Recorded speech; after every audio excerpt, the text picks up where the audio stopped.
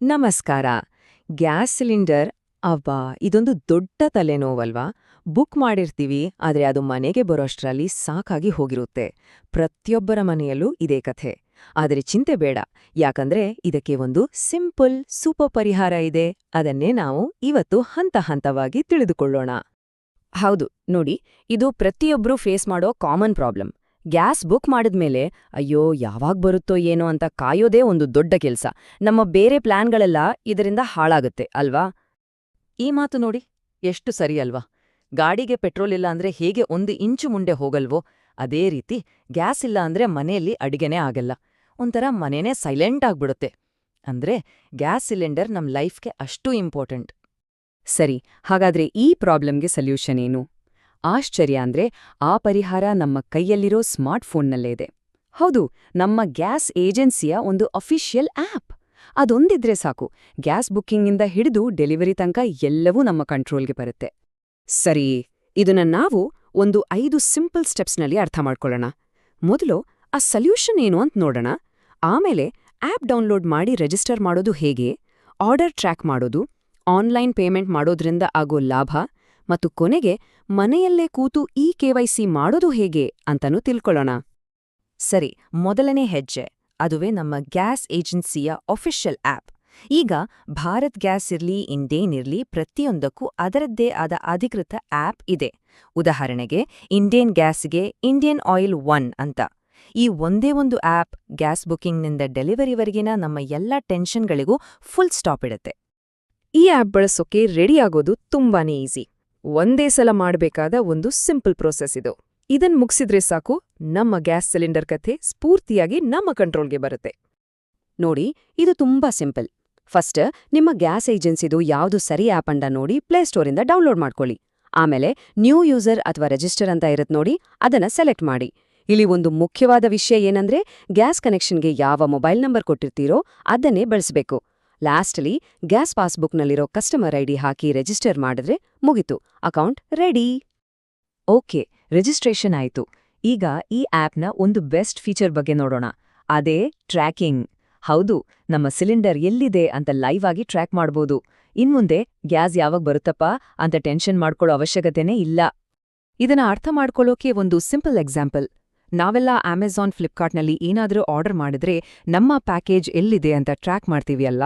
Exactly ಅದೇ ರೀತಿ ಈಗ ನಮ್ಮ ಗ್ಯಾಸ್ ಸಿಲಿಂಡರ್ ಕೂಡ ಎಲ್ಲಿದೆ ಅಂತ ಟ್ರ್ಯಾಕ್ ಮಾಡ್ಬೋದು.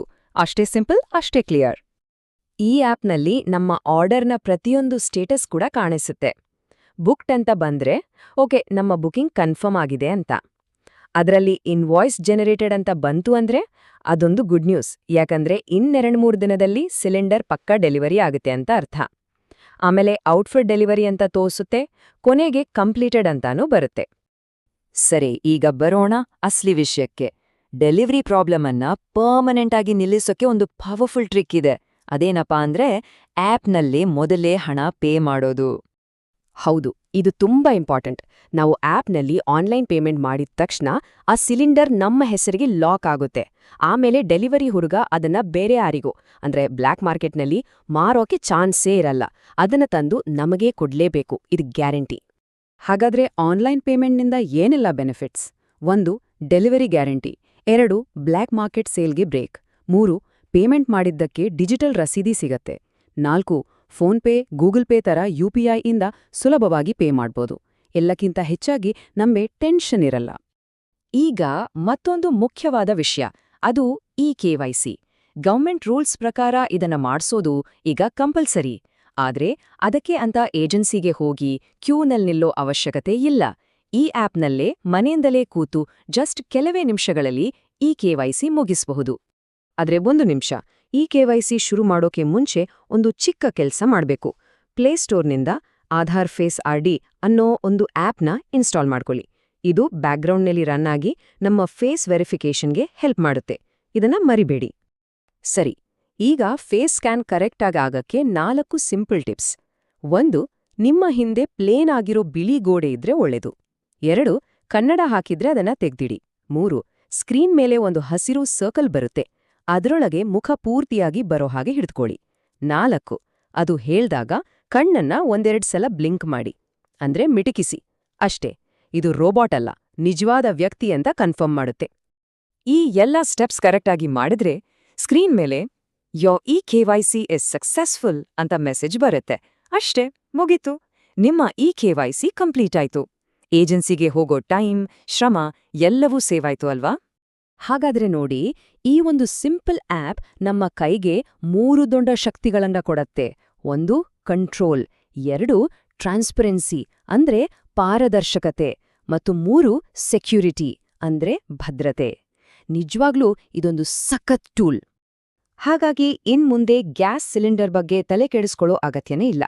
ಈ ಟೆಕ್ನಾಲಜಿಯನ್ನ ಬಳಸ್ಕೊಂಡು ಬುಕಿಂಗ್ನಿಂದ ಹಿಡಿದು ಡೆಲಿವರಿವರೆಗೂ ಎಲ್ಲವನ್ನೂ ನಮ್ಮ ಕಂಟ್ರೋಲ್ನಲ್ಲಿ ಇಟ್ಕೊಳ್ಬಹುದು. ಹಾಗಾದ್ರೆ ನಮ್ಮ ಗ್ಯಾಸ್ ನಿರ್ವಹಣೆಯನ್ನ ನಮ್ಮ ಕೈಗೆ ತಗೊಳ್ಳೋಕೆ ರೆಡಿ ಆಗೋಣ ಅಲ್ವಾ?